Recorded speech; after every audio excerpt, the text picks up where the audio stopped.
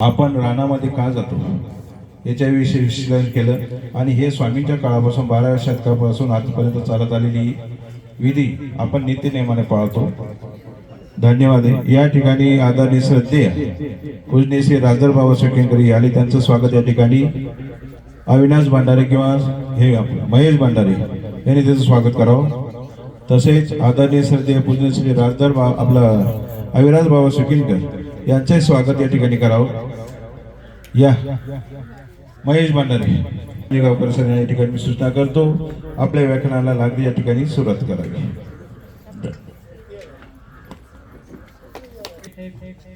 महत्त्वपूर्ण अशी सभा आणि हा सोहळा आपण सर्वजण अनुभवत आहोत। निमित्त आहे महानवमीच्या निमित्ताने देवपूजा वंदन, श्री चक्रधर व्याख्यानमालेचा समारोपीय सोहळा, त्या निमित्ताने होणारी धर्मसभा, संत महंतांचं स्वागत सत्कार, असे अनेक विधी सोहळ्यांचं आयोजन येथे आमचे सन्मित्र सर्व परिचित कवेलीवासी श्री सुधाकरराव शंकरराव भंडारे मौजे सुकेने यांच्या या वस्तीवरती हा सोहळा संपन्न होतो आहे। या निमित्ताने होणारी धर्मसभा, या धर्मसभेच्या अध्यक्षस्थानी असलेले अखिल भारतीय महानुभाव परिषदेचे उपाध्यक्ष आचार्य प्रवर परमपूजनीय पट्टाधिष्ठित महदाचार्य महंत श्री सुकेनेकर बाबा शास्त्री, अध्यक्ष श्री दत्त मंदिर सुकेने संस्थान, त्याचबरोबर उपाध्यक्ष परमपूजनीय महंत श्री अर्जुनाथ आप्पा सुकेनेकर, त्याचबरोबर परमपूजनीय पालकुट नाना सुकेनेकर, कोषाध्यक्ष श्री दत्तराज शास्त्रीजी सुकेनेकर, खूप सुंदर शब्दांमधून आपल्याला त्यांनी आत्ता ज्या निमित्ताने आपण गावाच्या बाहेर आलेलो आहोत त्या संदर्भातली स्वामींच्या चरित्रातली लीळा कथन केली। त्याचबरोबर परमपूज्य श्री गोपीराज शास्त्रीजी, श्रीधरानंद, सर्वच राजदर बाबा आलेले आहेत, त्या सर्वांना वंदन करतो, आपल्या सर्वांना आदराचा दंडवत करतो आणि विचारणा प्रारंभ करतो।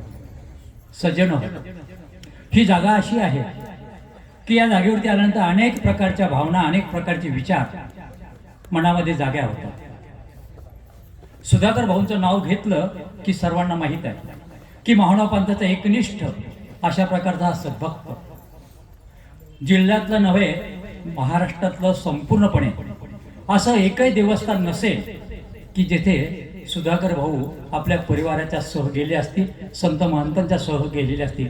एचिलमध्ये नोकरी करत असताना त्या निमित्ताने महाराष्ट्राच्या बाहेर संपूर्ण भारतभर त्यांनी भ्रमण केलं, कामाच्या निमित्ताने गेले।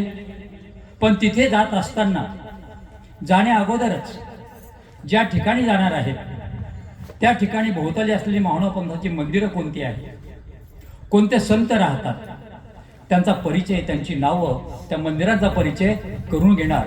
आज पद्धती अशी आहे, कुठे जायचं असलं तर आम्ही फिरण्याची ठिकाणं पाहतो। मथुरेला जायचं म्हटलं तर माणसं मथुरा नाही विचारत, पहिल्याने विचारतात आग्रा, विचारतात ताजमहाल। सुधाकर भाऊ याला अपवाद होते।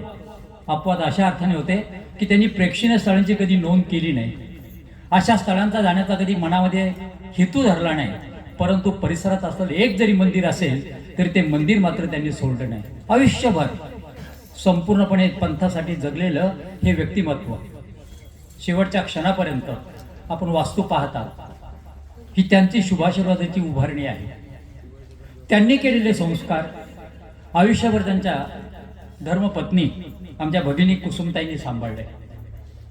त्यांचे दोन्ही सुपुत्र श्री हेमंत सुधाकर आणि श्री अविनाश सुधाकर या दोघांनी सांभाळले। 2 सुकन्या, हा दोघी पुण्यात आहेत। दोन्ही सुना ज्योतिताई हेमंत भंडारे आणि शीतलताई अविनाश भंडारे आपल्या कष्टाळू जीवनातून त्यांनी सर्वत्र आनंद निर्माण केलेला आहे। आज या घराला काहीही कमी नाही आणि त्यातही दुधात साखर असावी असं, माणसाच्या जीवनामध्ये संपत्ती असावी, वैभव असावं, पद असावं, हे सगळं मान्य, परंतु जर धर्म त्या घरामध्ये नसेल, जर त्या घरामध्ये ईश्वर भक्ती नसेल, तर दुधात जर साखर नसली, स्वयंपाकामध्ये भाजीमध्ये जर मीठ नसलं, तर किती सुंदर प्रकारचा स्वयंपाक असो, मिठाशिवाय त्याला चव येत नाही. दूध किती गोरस चांगलं असो, त्यात साखर टाकल्याशिवाय त्याची गोडी वाढत नाही. तसं बंधू आणि भगिनींनो, जीवनामध्ये अध्यात्म जर नसेल, धर्म जर नसेल, तर आपलं जीवनसुद्धा असं अळणी आहे, अपुरं आहे.